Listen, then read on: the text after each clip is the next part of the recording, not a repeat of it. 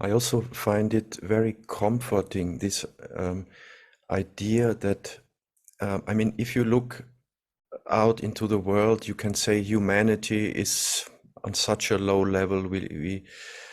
Our potential is used to such a small amount only, and it's such a shame that we are so stupid and that we are not wise enough. And then I heard you say in other videos, look at where we come from.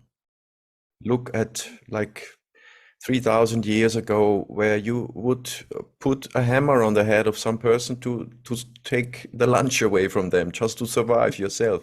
So this is very comforting to see there is progress. And even if you look Yeah. back 300 years ago, you can see, wow, it's a lot better today. It's a lot, Yeah. people are a lot nicer. Yes, absolutely. And the good thing about that is that the more you learn, the easier it is to learn more. Learning is an accelerating process. So, we're about 200,000 years a species. Our Homo sapiens is about that old. Now, you can go back through, a whole lot more if you're just looking at where the DNA comes from, but Homo Mm, sapiens, that's like us, pretty much modern man, it's about 200,000 years old. And if you see mhm. a graph of how much people have learned versus time, you'd see that it starts out, I'll start out over here, very slow, slow. If this is Yeah, learning up and time going this way, then the learning is just so slow and you can hardly tell it's going up any, but it gets faster and faster and faster until it shoots up very quickly because mm, that's an acceleration function. It just keeps getting faster and faster. So if you just go back 200 years, 300 years, there's huge progress. right. We as a race, humanity is much better off than it was then. Life was cheap then. Right. It was a very rough environment. Worthless. Yeah, Yeah. yeah. Mm, So we've grown, and every bit we grow will grow faster and faster until eventually we'll get to that part of the curve where it begins to change. The knee of the curve is what they call it. We'll go around that knee, and then yeah. it'll start getting really fast. That's Yes. the And nature. That's this acceleration goes as a square. If you look at the graph, if you graph a x square, the further out you go, in x, it just starts to climb faster and faster and faster. yeah. So there's good possibility that we could get a giant step toward becoming love, toward understanding the bigger picture Mm, in just a century, in the next 5 decades or so. It's yeah. possible. We could do it. All the necessary tools are there now for us to do that. Now it's just a matter of if we choose to do it, if we have the will and make the right choices. But at least it's possible. You go back 200 years ago and it was impossible. You couldn't do there. You couldn't make a giant leap. You could only make one tiny little step after the next tiny little step. That's not true anymore. And the Mm, thing that changed that more than anything is the internet. We've gone from a dispersed world where people couldn't care less about what was going on someplace else. Oh, there mm, was an earthquake in Kalamazoo or someplace, and people would say, I never heard of the place. They didn't care. A bunch of yeah. people dead, and it wasn't any problem of theirs. So Mm, people just didn't notice, didn't care. But now, if there's an earthquake anywhere on this planet where 100,000 people die, everybody knows about it as it happens. Everybody's watching it. Everybody can look into the eyes of that person standing there, yeah. who lost his house and lost his job and lost his family. And, Right. you can be a part of it. So we're shrinking from this big disassociated, diaspora of humanity to we're Mm, becoming more and more like a family, yeah. where you care about your brothers and sisters. So that's Right. helping. So we've got the tools now where good ideas that people accept can go around the world in microseconds. Before you have a Buddha, see, Buddha's like 2,400 years old. 24, Mm. 2,500 years old, something like that.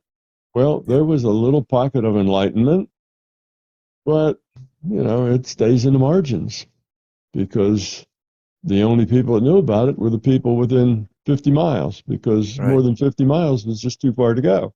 That was Yeah. some other city way over there, and it was too hard to get to, except by traders who would go Yeah. around between things. But for most people, they were born, lived, and died all within about 20 miles of the same place, Sure. and Yeah. it's And very provincial, and you couldn't spread an idea very far or very fast, and then it takes so long for it to spread through that kind of a system that by the yeah. time it reaches far out, well, the idea has been diluted.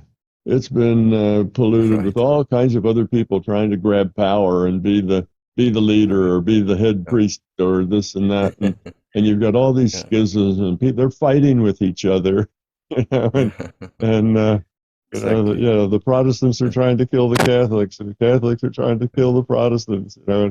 So if it takes 100%. long enough, it degenerates to the level of the common person, Yeah. and that's the way that is. So now And by the that's way, not it's the necessary. same with your ideas, or with the foundation for your ideas, which were the findings in quantum mechanics at the turn of the last century, right?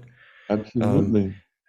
by the way, there is a very, very interesting person, a physicist whose name is Hans Peter Dürr. He was a German. He died about 10 years ago, and he was a direct scholar of Heisenberg.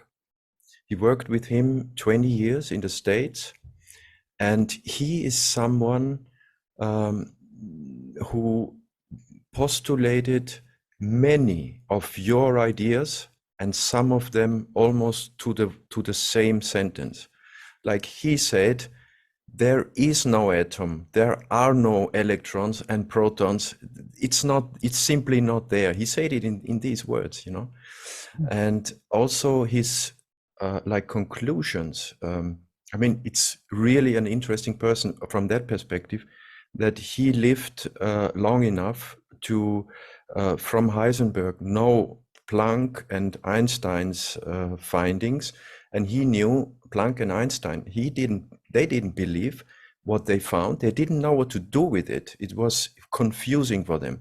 But Heisenberg, he was like the next step of it, and Heisenberg knew this is forcing us. Those findings are forcing humanity into a new paradigm. But as you say, it took 100, yeah, around about 100 years, and we are still not very far ahead. But maybe that curve is now Yeah, steepening. yeah, I hope so. Yeah, because that's basically, what I have is that paradigm. My model is that paradigm that can make sense of quantum physics and relativity and can derive both of those. And it's the Yeah, paradigm that solves all those problems. But it's a paradigm that basically says that consciousness is fundamental. Everything else yeah, is virtual, that consciousness is real, and what is besides consciousness, what is real is information. Consciousness is an information system, and what is real is information. So when you get that concept, and a lot of physicists have the concept that our reality is information based. I bet 20, 30% of the physicists working today will probably agree with that statement that our right, reality is information based, but they right, have no idea what to do with it because materialism doesn't give them any options. There's right. absolutely nothing can be done. So in desperation, they, at least a small part of them, have invented this many worlds thing, which Mm, tries to get to the bigger reality and still be materialistic. But it's a ridiculous thing. yeah, Every electron that goes from a spin up to a spin down has to start up a whole new physical universe. It just doesn't yeah, make any sense. And yeah, it's totally unworkable and impractical and can't even compute it because it's just too horrendous. But that's Yeah. the only that was the only kind of straw that they could grab onto to help get them to where they know they needed to go. But it's ridiculous, and they just need to let materialism go and start looking, further out instead of just looking inside of materialism. But that's the problem. So they get right up to the point. Yes, this is this reality is information based. And anybody would say, well, what that means if it's information based is that it's computable. It can be computed. And a reality that can be computed is a virtual reality. So it would make sense.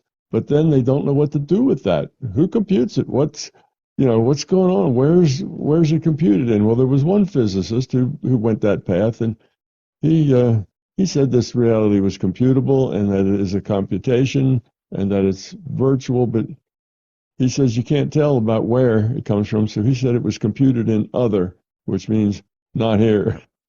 Right. It can't be computed inside the virtual reality. And that was Edward Fredkin, a very a well thought of physicist. He's not just some, physicist lost someplace. He's been a game changer and a very one of the better physicists of the last century. So Yeah, absolutely. Yeah. so some minds have gone there, but it's all out in the margins. The mass hasn't gone there because the mass is fully and completely addicted to materialism. And it's just a belief they have, and they won't let it go. So they can't even read about it. They can't even Right. start Exactly. to Yeah. go there. They won't even look at it because it's not Exactly. materialistic. When they hear simulation and it's information based, most people shut off immediately and they say, come on, here's the table, I can touch it. What are you telling me, right? And they Yeah. are not willing to like look into it really. Yeah. Yeah. So, Tom, I wanted to just one last thing really. I wanted to discuss with you, but it's an interesting thing.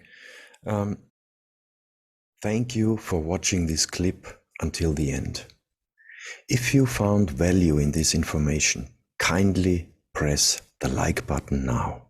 It would really mean a lot to me. Thank you from the heart.